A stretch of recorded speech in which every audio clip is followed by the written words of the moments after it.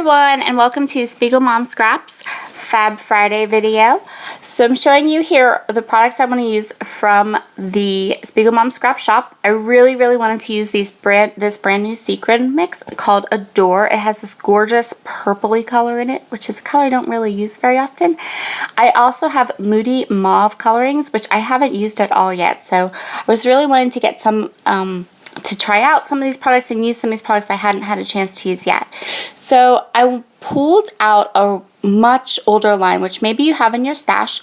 It's crepe papers, notes, and things. And I don't have a lot of this line left. I did have a lot of it, but right now the only parts I have are the 6x6 paper pad, and I also have the Project Life Value Kit, which I haven't even touched, or this is the first time I will have opened it. So I'm going to start by creating a little bit of a background using that Moody Mauve, and I'm going to kind of layer up a couple of different ideas here. So I start kind of thinking I'm going to spritz it and then, or drop it, and then I kind of change my mind and I kind of spray it on the paper, and then I decide, well, I'm going to grab my water brush and kind of move it around and kind of make it look painterly. I will say this about the Moody Mauve. So you'll see here where it looks kind of orangey when it's wet, but it dries to a really light purple that's beautiful. But when you first spray it on, it kind of has this like orangey red look to it. So just keep that in mind. If you decide to go ahead and get some from the shop, just know that when you spray it, it's not going to look exactly the way it does on the finished product.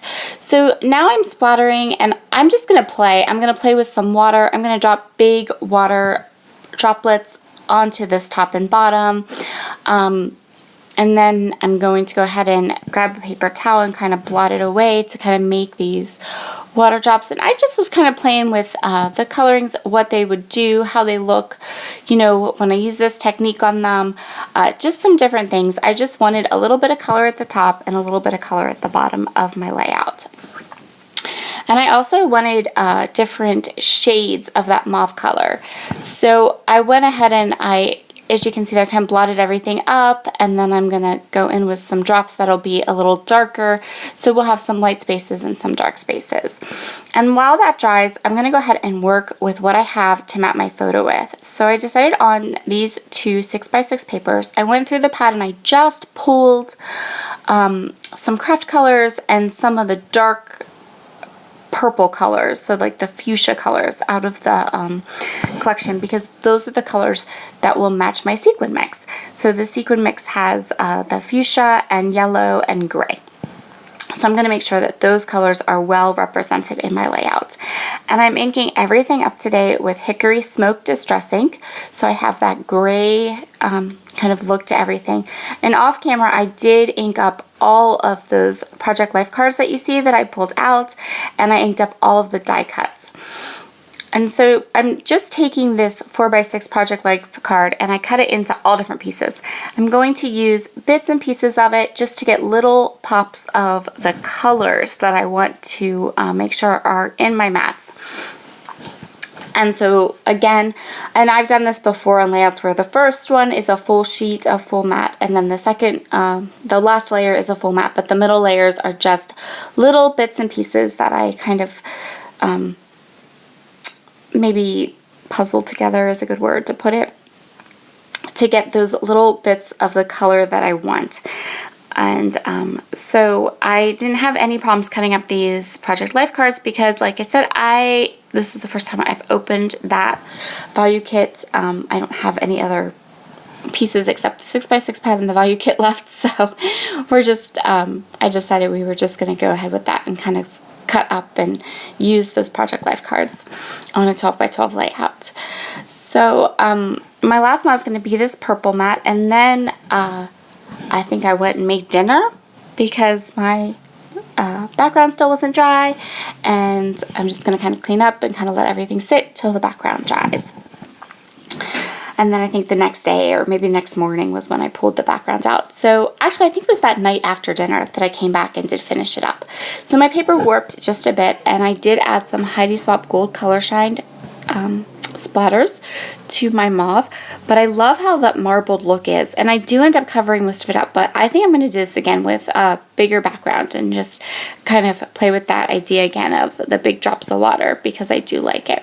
So I decide that I'm going to take all of these Project Life cards and I'm going to grid them onto my layout, and then instead of having the normal like 3 areas of embellishment, I'm going to do 4 to kind of frame my pictures and the Project Life cards and all the different parts.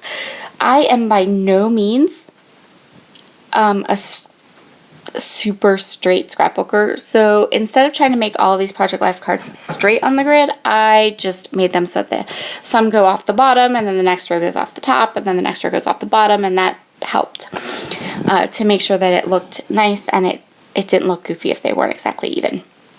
And so I did my journaling on these 2 Project Life cards. I'm just underlining it. I find the journal lines on Project Life cards to be spaced a little too big for my handwriting.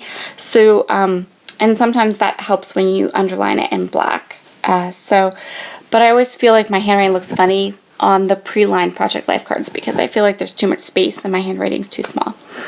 So now I'm going to fidget with embellishments, and I fidget with embellishments for a long time. This is so funny. Okay, so I left this in here specifically to show you guys what I did here. So I cut this die cut in half thinking I was going to put it in 2 separate spots on the layout. And then I almost immediately decided that I don't like it, but I've already cut it in half. So I went ahead and I just like taped it back together with washi tape, and look, you can't even tell. Till the layout's finished, you can't even tell. So there's a good little tip for you. You've accidentally cut something in half that you almost immediately decide was a bad idea. So now I've fast forwarded just a bit because I fidgeted with these embellishments forever. But a lot of them are the die cuts from the value kit, and then some are from the 2 cut apart sheets. So I wanted to bring a little triangle of yellow around the photo to bring attention to it, and also because I know my sequin mix has some yellow in it and I felt like there really wasn't a ton of yellow in this layout yet, so I wanted to make sure there was just a little triangle of yellow around the photo. And then you can see how I actually ended up with like 4 different embellishment clusters on the 4 corners just to kind of frame my photo and journaling. So I had these pieces of craft and they were very much right side heavy. So there was a lot of craft on the right side of my layout, and I wanted to add a little bit of the craft color to the left side, and I did that with some cork butterflies, and these are from the Spiegelmom scrap shop. I also felt like this layout had a lot of flat things on it. So we had flat stickers and flat die cuts, and the cork helped to bring some texture. But then I also decided I wanted to put a couple of staples in each of my 4 little corners, again just to add some more texture. And I still feel like things are looking just a little flat. So this is my container of Spiegelmom scrap supplies.